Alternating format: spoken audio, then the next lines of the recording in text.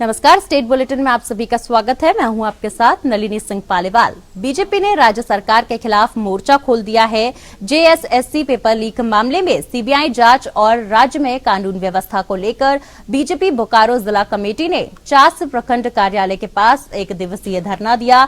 इस एक दिवसीय धरने में मुख्य सचेतक विरोधी दल बिरंची नारायण ने शिरकत की। बता दें कि अबुआ आवास में 20 से 25 हजार की रिश्वत लेने का आरोप लगाया और उन्होंने कहा कि पूरा राज्य भ्रष्टाचार के आतंक में डूब गया है। यही वजह है कि अबुआ आवास के नाम पर रिश्वत मांगी जा रही है।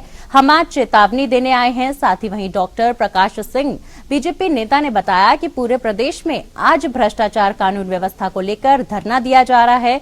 हम लोग राज्य सरकार को चेतावनी दे रहे हैं कि अगर सरकार जल्द से जल्द भ्रष्टाचार और कानून व्यवस्था को सुधार नहीं करती तो हम लोग सत्ता से चंपई सोरेन को उतारने का काम करेंगे और प्रदेश अध्यक्ष बाबूलाल मरांडी को मुख्यमंत्री बनकर राज्य में भ्रष्टाचार मुक्त करेंगे। राज्य में भय, भूख और भ्रष्टाचार व्याप्त है। हेमंत फेज 2 शासन चल रहा है। जनता उब चुकी है। ब्लॉक जाइए तो भ्रष्टाचार, डीसी कार्यालय जाइए तो भ्रष्टाचार, किसी थाने में एफआईआर लिखाने जाइए तो भ्रष्टाचार। पूरे प्रदेश में भ्रष्टाचार का माहौल है। भ्रष्टाचार से पूरा सिस्टम बजा रहा है। यहाँ भी चास प्रखंड में जो भ्रष्टाचार है, इस प्रकार से बिचौलिए हावी हैं और विशेष करके अबुआ आवास के नाम पर 20-20 हजार, 25-25 हजार, 30-30 हजार रुपए दलाली कर रहे हैं। हम इसकी घोर निंदा कर रहे हैं। तमाम जो भ्रष्टाचार हैं, मुझे पता है, भारतीय जनता पार्टी के कार्यकर्ताओं को पता है कि जब राज्य सरकार के सत्ता शीर्ष पर बैठे लोग ही भ्रष्टाचारी हैं तो नीचे तो भगवान ही मालिक है।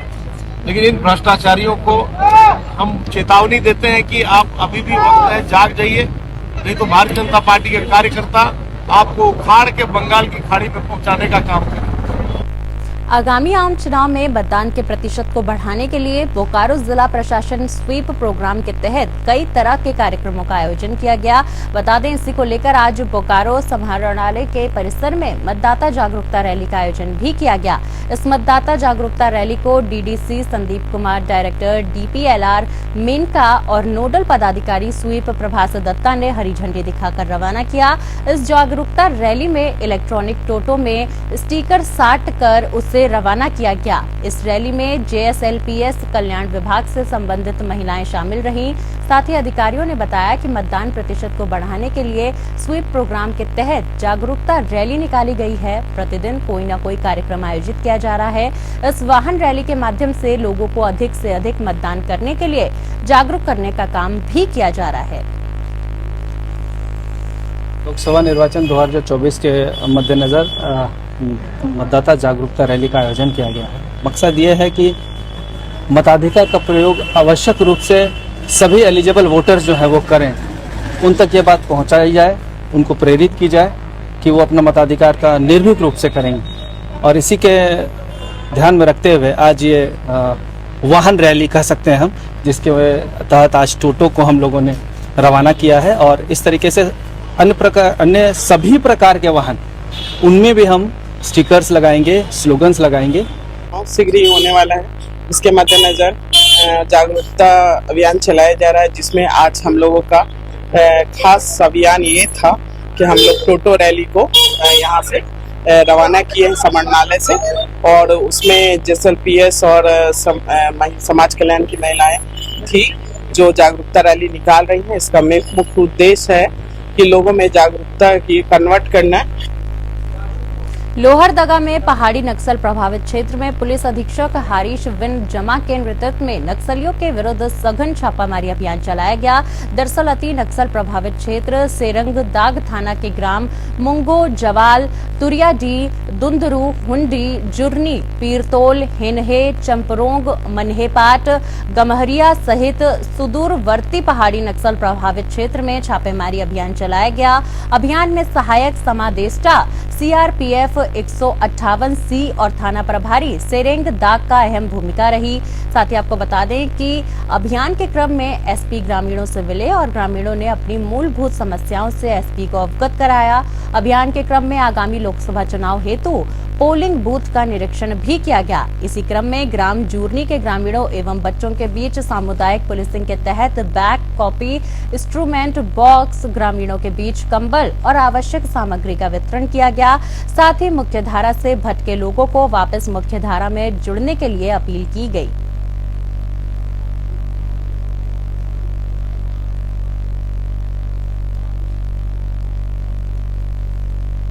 खरसावा में हुई एक ही परिवार के 3 बच्चों की दर्दनाक मौत का मामला अब तक नहीं सुलझ पाया है। जी हां, आखिर एक मां अपने ही 3 कोख कैसे उजाड़ सकती है? ऐसी घटना पूरी मां को कलंकित करने वाली घटना है। इस घटना का निष्पक्ष जांच की आवश्यकता है, जिसके लिए आजसू कमेटी के केंद्रीय सचिव लाल गुड्डूनाथ सहदेव ने एसआईटी गठन कर अविलंब पर्दाफाश करने की मांग खरसावा के पुलिस अधीक्षक से की है। बता दें कि पिछले 18 फरवरी को खरसावा में एक अपनी ही कलयुगी मां ने 9 साल एवं 7 साल की 2 बेटी और 3 साल का बेटा को मौत के नींद सुलाकर उसके आंखों में पानी तक नहीं आई। मामला लोहरदगा जिले के कुड्डू जिलिंग के रहने वाले चंद महतो का बेटा अशोक महतो एवं बहू पूजा देवी की है। अशोक महतो अपने परिवार बच्चों के साथ खरसावा में रहते हुए पशु का इलाज करने का कार्य पिछले 10-11 वर्षों से करते थे। 17 फरवरी को पूजा अपनी मायके जाने की जिद पर अड़ी थी। वहीं अशोक अपने पिता का इलाज के लिए अपना गांव जाना चाहते थे, जिस बात को लेकर पति पत्नी में तकरार हुई। इसी के बाद पत्नी ने ऐसा खौफनाक कदम उठाया कि तीनों बच्चों को ही मौत के घाट उतार दिया। लोहरदगा जिला कमेटी, आजसू कमेटी की तरफ से हम लोग मांग करते हैं, जो ये घटना घटा है वो बहुत ही दर्दनाक घटना है। 3 बच्चा को जान चला जाना एक ही परिवार का एक बहुत ही दर्दनाक घटना है। ये माँ के ऊपर कलंकित किया जा रहा है। मैं वहाँ के जिला प्रशासन से, एसपी महोदय से मांग करते हैं कि एसआईटी गठन किया जाए और जो माँ के ऊपर, पूरे भारत देश के माँ के ऊपर कलंकित जो माने लग रहा है ये आरोप, इसको तुरंत माने जांच करके, इसको अविलंब जांच करके इसको कार्रवाई किया जाए। यही हम लोग जिला कमेटी आजसू लोहरदगा की ओर से मांग करते हैं। खबर झारखंड से है। चतरा में भीषण सड़क हादसा हो गया, जिसमें तेज रफ्तार बस और बोलेरो वाहन में भीषण टक्कर हो गई। हादसे में बोलेरो सवार एक 10 साल के मासूम बच्चे सहित कई लोग घायल हो गए। घटना सदर थाना क्षेत्र स्थित नवोदय विद्यालय के पास की है। घटना के बाद स्थानीय लोगों की मदद से सभी घायलों को इलाज के लिए सदर अस्पताल में भर्ती करवाया गया, जहां सभी का उपचार प्राथमिकी किया जा रहा है। आपको बता दें, वहीं घटना में घायल 10 साल की मासूम बच्ची की गंभीर हालत को देखते हुए चिकित्सकों ने उसे बेहतर इलाज के लिए रांची के रिम्स में रेफर कर दिया है। घटना में घायल सभी लोगों का इलाज चल रहा है। वहीं घटना की जानकारी के बाद मौके पर पहुंची चतरा सदर थाना पुलिस ने दोनों वाहनों को जब्त कर लिया है।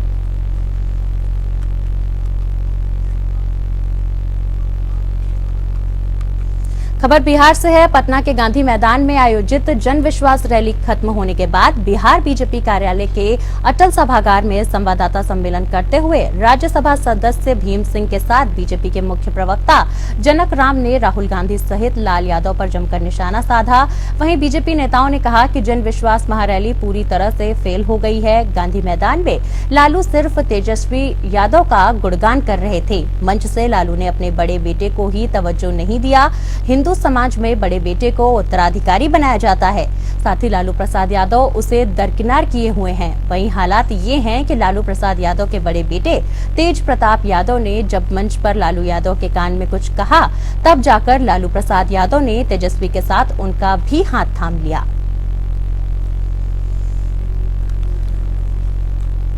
बिहार के दलित समय का इंतजार कर रहा है। अब आपके झांसे में दलित आने वाला नहीं है। दलित को आप गुमराह नहीं कर सकते हैं। इसी कड़ी में मैं आपको बताना चाहता हूं, आप दलित की बात बड़ी करते हैं। बिहार के पूर्व मुख्यमंत्री स्वर्गीय राम सुंदर दास को कौन हटाया था? बिहार की दलित जानना चाहता है। देश के यशस्वी प्रधानमंत्री नरेंद्र मोदी जी सबका साथ सबका विकास की नारा दे करके बिहार ही नहीं देश के लोगों को उसके अमूलचूल व्यवस्था में सुधार लाने का काम किया। बिहार के बेतिया में 6 मार्च को प्रधानमंत्री नरेंद्र मोदी के पश्चिमी चंपारण में आगमन को लेकर बिहार के भारतीय जनता पार्टी के प्रदेश अध्यक्ष सह उप मुख्यमंत्री सम्राट चौधरी ने कार्यक्रम स्थल का जायजा लिया। बीजेपी कार्यकर्ताओं के साथ डिप्टी सीएम सम्राट चौधरी ने कार्यक्रम को सफल बनाने के लिए समीक्षा बैठक की। वहीं सम्राट चौधरी ने कहा कि नीतीश कुमार को मुख्यमंत्री बनाने के लिए ही उनकी राजनीतिक उत्पत्ति हुई थी, जिस पर डिप्टी सीएम ने कहा कि 1947 से 2014 तक जितनी योजनाएं बिहार को नहीं मिली, उससे अधिक योजनाएं प्रधानमंत्री ने बिहार को दी हैं। डबल इंजन की सरकार लगातार बिहार के विकास के लिए काम कर रही है। उन्होंने दावा किया है कि चंपारण की रैली पूरी तरह सफल होगी, जिसमें कई योजनाओं की बड़ी सौगात प्रधानमंत्री मोदी देंगे। पूर्ण उम्मीद है कि बेतिया और चंपारण की पावन धरती पर पूरी तरह एनडीए का एक एक कार्यकर्ता घर से निकलकर लाख की संख्या में यहाँ पर उपस्थित होंगे और आदरणीय प्रधानमंत्री जी का अभिवादन भी करेंगे और धन्यवाद भी करेंगे। बिहार में चल रहा है और आदरणीय प्रधानमंत्री जी रेलवे सेक्टर, रोड सेक्टर, बिजली के सेक्टर में, पेट्रोलियम के सेक्टर में सभी जगह शिलान्यास और उद्घाटन करने का काम कर रहे हैं। तो हजारों करोड़ की शिलान्यास और उद्घाटन भी करेंगे। साथ ही साथ बिहार के कार्यकर्ताओं से, आम लोगों से भी संवाद करेंगे।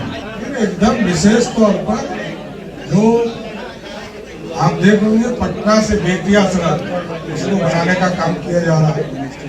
उसके बाद सिल्लीगुड़ी से गोरखपुर, ये 6 लेन सड़क एक्सप्रेसवे के तौर पर इसको बनाने का काम किया जा रहा है।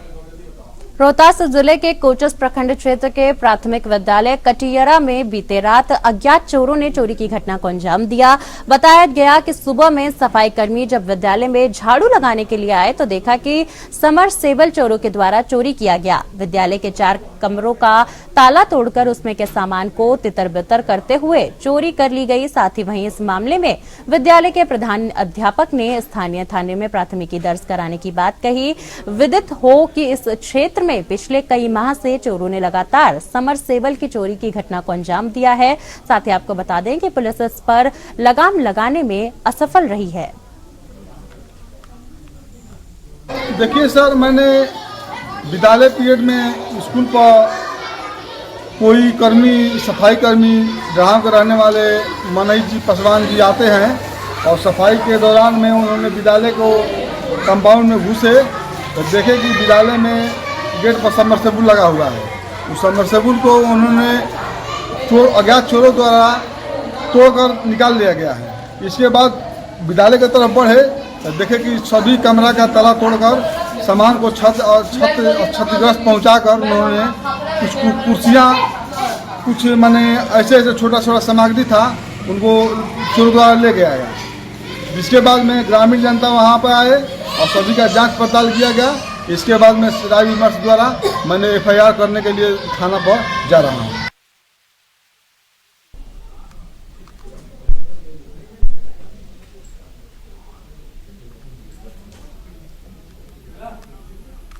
बता दें कि खबर बिहार से है, जहां विद्यालय से समरसेबल चोरी होने की घटना सामने आई। बता दें कि पिछले दिनों इस क्षेत्र में कई बार समरसेबल चोरी की घटना सामने आ चुकी है, लेकिन पुलिस चोरों को पकड़ने में नाकामयाब रही। बता दें कि बीती रात रोहतास जिले के कोचस प्रखंड क्षेत्र के प्राथमिक विद्यालय कटियरा में बीती रात अज्ञात चोरों ने चोरी की घटना को अंजाम दिया और बताया जाता है कि सुबह में जब सफाई कर्मी विद्यालय में झाड़ू लगाने के लिए आए तो देखा कि समरसेबल चोरों द्वारा चोरी किया गया। देश विदेश के रंगमंच पर अपनी कला संगीत का जौहर दिखाने वाली लोक कलाकार पूनम तिवारी को संगीत नाट्य अकादमी पुरस्कार से सम्मानित किया जाएगा। इसके लिए उनके नाम की घोषणा होने के बाद राजनांदगांव सांसद संतोष पांडे ने उनके निवास पहुंचकर उन्हें बधाई और शुभकामनाएं दी। साथ ही सुप्रसिद्ध नाट्यकल के पुरोधा हबीब तनवीर के साथ देश विदेश के कई मंचों पर अपनी कला और संगीत का जौहर दिखा चुकी राजनांदगांव की लोक कलाकार पूनम तिवारी को राष्ट्रपति के हाथों संगीत नाट्य अकादमी पुरस्कार से सम्मानित सम्मानित किया जाएगा। इसके लिए उनके नाम की घोषणा होने के बाद उन्हें बधाई और शुभकामनाएं देने राजनांद सांसद संतोष पांडे शहर के ममता नगर स्थित उनके निवास स्थान पहुंचे। इस दौरान संतोष पांडे ने कलाकार पूनम तिवारी को बधाई और शुभकामनाएं देते हुए कहा कि पूनम तिवारी पर पूरा छत्तीसगढ़ गौरवान्वित है। उन्होंने कहा कि बहन पूनम तिवारी के माध्यम से संगीत और कल क्या है इसे जानने का अवसर आने वाली पीढ़ी को मिलेगा।